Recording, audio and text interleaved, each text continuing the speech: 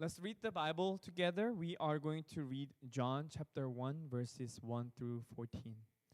I'm reading in New International Version. If you have a different translation, you can also read along with me, or if you don't have a Bible with you on hand, you can see the screen. If you want, you can read with me together.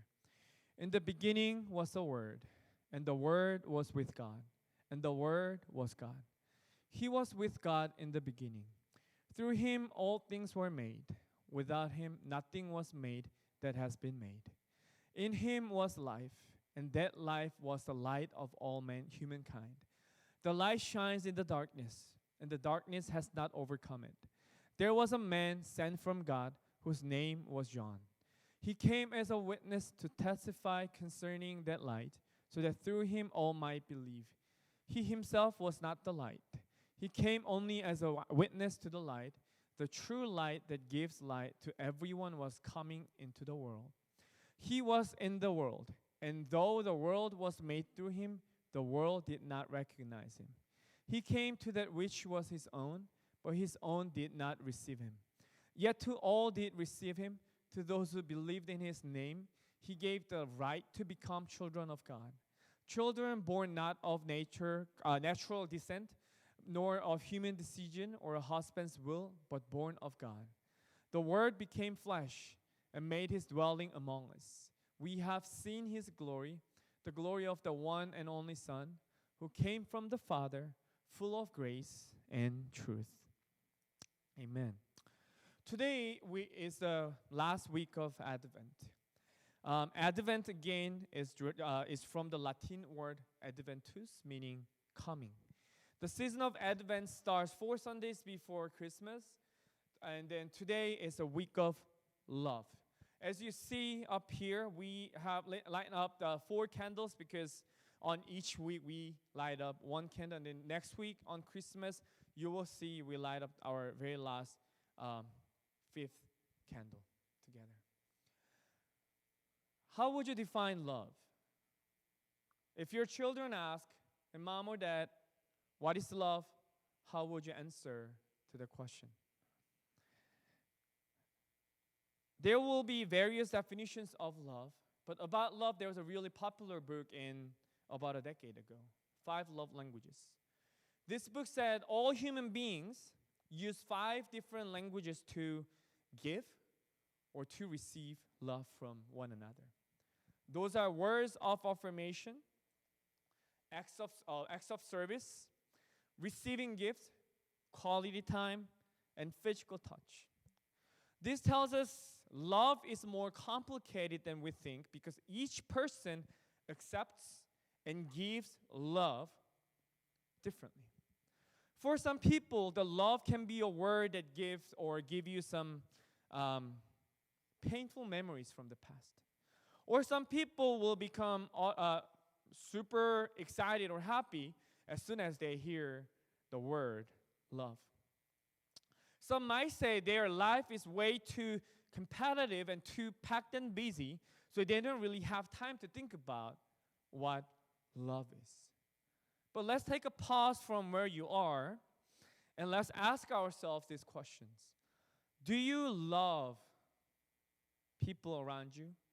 And do you feel loved from people around you? As we all know, Jesus taught us we have to love God and love our neighbors. And he also became an example of this love that he is demanding and requiring from us. And today, as we remember and wait for the coming of Christ on Christmas, I want us to think about this love. Today we read first 14 verses from the Gospel according to John. And as we have been doing over the last few weeks, here are some basic informations about the Gospel according to John. I'm showing you and sharing this with you because it is important to know why the author write this book in this way. And then by thinking about when, where, and who wrote this book, we can assume why he's saying this, why he placed this story in different ways, and why he is saying this story at this specific moment. So scholars think this book was written around 80 through 110 AD. Again, this is kind of an important time because this is when Christianity began to be persecuted, and also Israel was collapsed by the Roman Empire.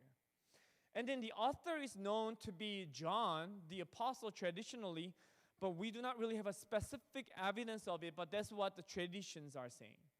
And it was written in Ephesus. Ephesus, one of the most culturally Hellenistic place. So when this book was written, the author must be highly influenced by the Hellenistic culture, which was the ancient Greek culture. And then the reason why he wrote this book is to evangelize. And then his purpose is what written in John chapter 20, verse 31. But these are written that you may believe that Jesus is the Messiah, the Son of God, that by believing you may have life in His name. So everything John is trying to say in this book, and every story that John is sharing in this book, has a clear purpose, which is written in this verse. By reading it, people may know who Jesus is. That was the only purpose that the author had. So as you are reading this book, the Gospel according to John, I want to highly encourage you to have this mindset. What is John trying to say here? And how is he describing Jesus? And which Jesus is the one we need to believe through this book? And then the first thing that John is talking about is this. Jesus is the one everyone has been waiting for. We often mistakenly think Jesus was the only people who was waiting for Jesus was the one who was believing in God. However, what John is saying in these first 3 verses is that in the beginning was the Word, and the Word was with God, and the Word was God. He was with God in the beginning. Through Him all things were made. Without Him nothing was made that has been made. So here John used the Greek word, the logos. Logos for the Word. And then logos is known to be some being in this old ancient Greek culture. So there's some people believe the logos during this time, people believe logos was a distinct entity that the world was made out of. So when John is saying, in the beginning was the Word, if you were ancient Roman people, you guys know, oh, he's talking about the logos that the world was made out of. And then John is moving on at this. And the Word was God, and then the Word was God. He was with God in the beginning. Through Him all things were made. Without Him nothing was made that has been made. They believe the Logos does not have any bodies. They believe the Logos was an entity, but was not an actual living entity. But what John is saying here, dear philosophers, dear Greeks, or dear Romans, this Jesus is the Logos that you have been waiting for to understand. What John is saying, this Jesus is not only for the people who want to know about God.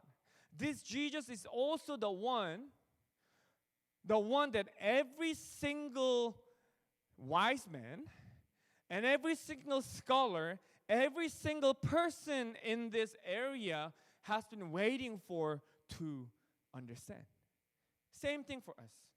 We often think for Christmas is a day that every Christian only celebrates. However, John is saying, Jesus is the one that every single one of us has been waiting for. It's not about whether you believe it or not. Whether you believe it or not, Jesus is the one that you have been waiting for. And then number 2 is, John says this. John says, Jesus is the light of the world. So John does not only say, the Jesus I'm talking about right now, Jesus that I'm going to introduce you today with my book, Jesus is the one that you guys have been waiting for. And here's one more thing. He was the light of the world. In Him was life. And life was the light of all humankind. The light shines in the darkness, and the darkness has not overcome it. In the physical world, if you do not have the light, none of the living things cannot maintain their life. Light is the energy. Light is the source of the energy. And then without the light, none of the living creature can survive. So when John is saying Jesus is the light, he's not just saying, oh, the world is so dark, and then Jesus is trying to shine upon us. What John is saying, the world was completely dead. They were not even aware of it. And by sending Jesus to us, God is giving us life again. And when the light comes, no darkness can stand against. And then one more thing I want you to remember from before we move on to today's lessons is this. The true light that gives light to everyone was coming into the world. He was in the world, and though the world was made through him, the world did not recognize him. We are all dead. We were all dead, so God could not just see it and wait for it. He sent his one and only Son, Jesus, to give us life. However, we were not able to recognize it. And today, I want us to think about why were we not able to recognize the light? And by thinking about it, I want us to think about the love of God. The first lesson we can learn is this. So why? And so what? Even though there is a light, if you are blocking your eyes really tight, or if you are blind, you will not sense the light. And that is what John is saying in these verses that we read just now. The light came to us, but the world was not able to tell there was a light, even though the darkness cannot defeat the light, because the world and all of us was blind. One way to tell if you can see or cannot see, one way to tell if you have the vision or not, is the light. If your eyes are responding to the lights, that means you have some vision left. But if your eyes are unresponsive to the lights at all, that means you are not able to see. But we cannot sense the light even though our physical eyes are working. If you are covering your eyes with a very thick stuff, then if you are so focused on one specific thing, you will not able to sense the light. According to some recent researches, I found really interesting that humans are not multitaskers. It's not possible. We believe that we are multitasking, but what it says, our transition is just too fast. We focus on one thing, then the other thing, then the third thing. But what this one tells us is this. If you want to be a multitasker, you must be able to focus on the things equally. But if you are way too focused or obsessed with one thing, you will miss out all other things. Same thing for our soul. If we are so obsessed with the following two things, we will not be able to sense the light.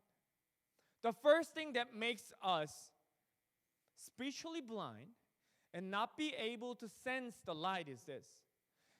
If we use Jesus as a way or as a vehicle for our success and satisfaction, if you are abusing Jesus for that, you will not be able to sense the light. How oftentimes we do whatever we want and then come to church, I'm sorry, Jesus. And then we say, we are forgiven. When I say we are using Jesus as a vehicle or a way or means for our success or satisfaction, is this. We are not really understanding that we are not really appreciating what Jesus has done for us, but we just borrow the idea that Jesus has died for us, that we try to justify our behaviors by applying his love to our lives. Some people may serve the church. Some people come to every single worship.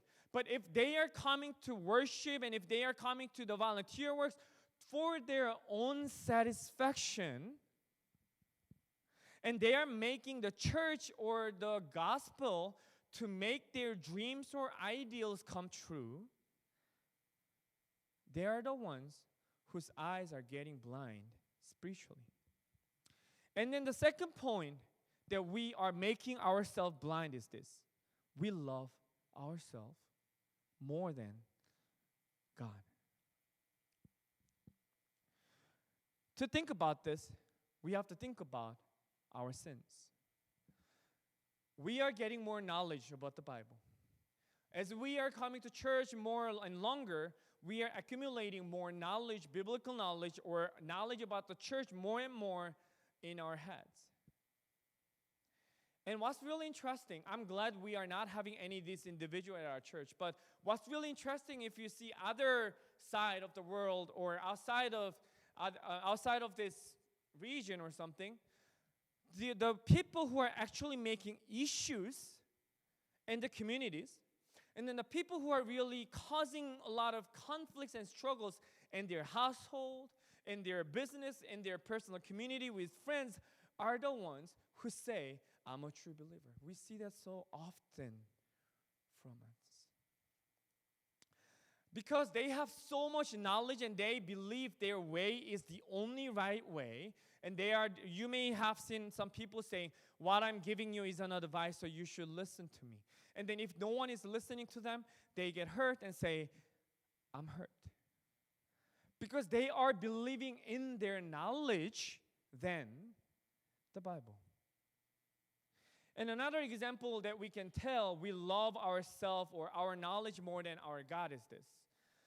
Sometimes people come to me and say, thanks for the sermon, I like the sermon, or it was a great sermon. And I really like to hear that.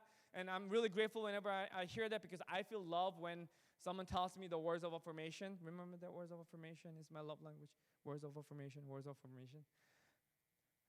But you know that sometimes troubles me so much. Do you know when is it? When we see no changes from people. And I often think about it in the same way. When I listen to other pastors' sermon, I sit down and think, that was a good point. That was a great interpretation. That was a great sermon. And then I ask myself, when do we feel like this is a great sermon? The first one, we think it's a good sermon when we acquire some unknown knowledge. So if the pastor says something cool, if the pastor says something that we did not know, we think, oh, that's a great sermon. Or sometimes I say, or you say, it was a great sermon when the sermon supports your opinions. Like, oh, even the pastor agrees with me.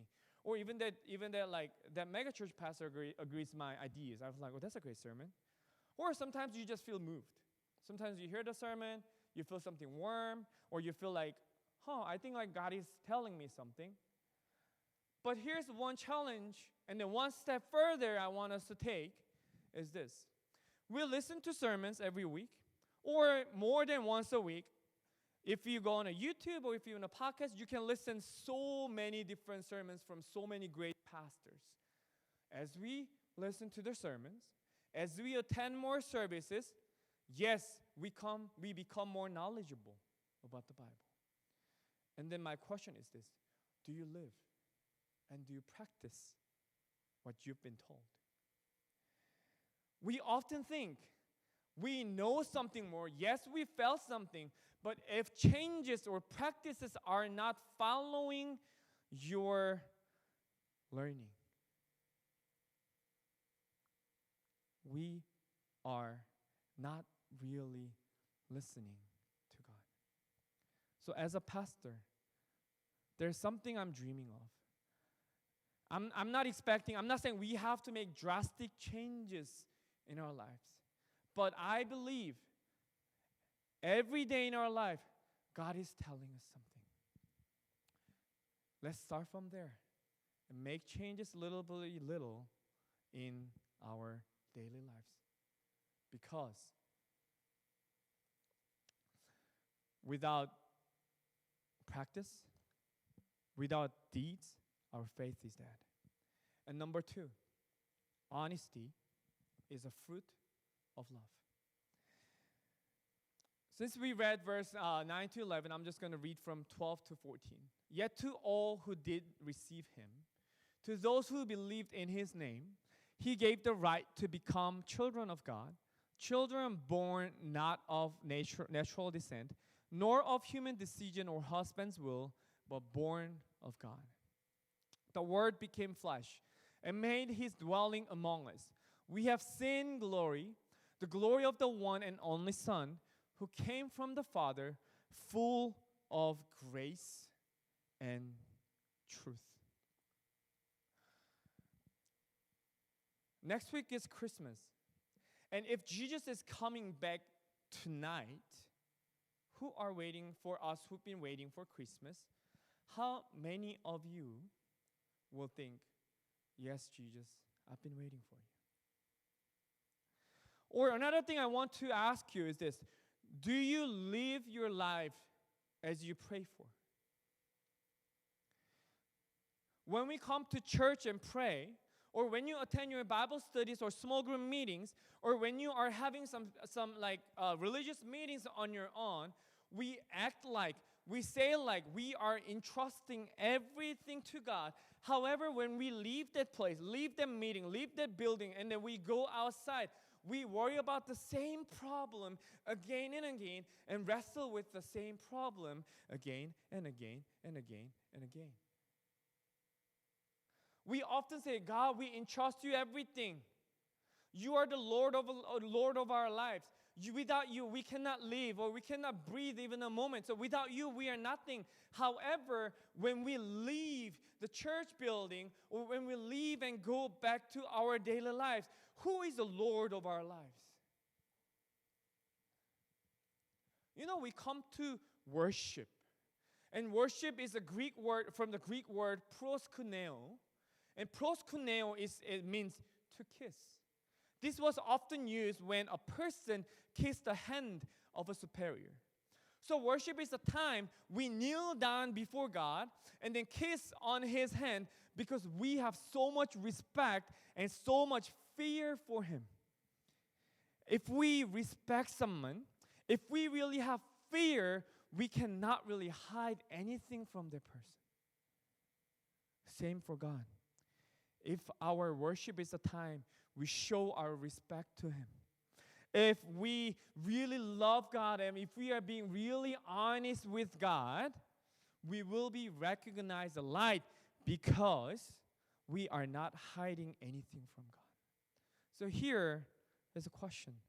Are we not really recognizing the light, or are we the one who are rejecting the light? As we celebrate Christmas next week, I want us to think about the true meaning of Christmas. Why are we celebrating Christmas? Are we celebrating the Christmas because there are tons of great decorations, because our children are so excited for the gift they're going to receive, or because there are so much like hypes and so much fun and so much great feelings on the street? If that is the reason why we are waiting for Christmas, I'm sorry, but we need to take one step further as the believers. We are the ones who are not even recognizing the light. No, we are the ones who've been rejecting the light because we have blinded ourselves because for our own sake, because we loved ourselves more than anything else. And then God says, I'm loving you and I'm waiting for you. And God did not just wait for that. He made an action. He took an action. He put his love into practices by sending his one and only Son, Jesus Christ, so that he can die for us. We celebrate his coming. But Jesus, as soon as he was born, he was actually counting the days that he was going to die on the cross. He was born to die for us. And if we are the believers, what would our next step should be? If we know that this Jesus is the one who died for us, how can we stay silent? There are a lot of people around us who look like they are living a great life, but whose inside is dying. There are a lot of people around us who are suffering from feelings of loneliness and sadness, and we see more and more and more. if we are honest before God, if we respect, fear, and love Him, it is time for us to make some actions that is proper to this love. Now we are moving to and getting ready for Christmas service this coming week. And as we go out and live the world this week, I want us to think about this. If God's love is in me, how am I going to live this week as we wait for His birth?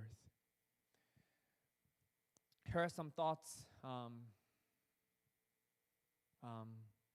that I want to challenge you to think about. Do you love God? Or do you just know that you love God? How do you know that you love God? And how do you feel that you love God?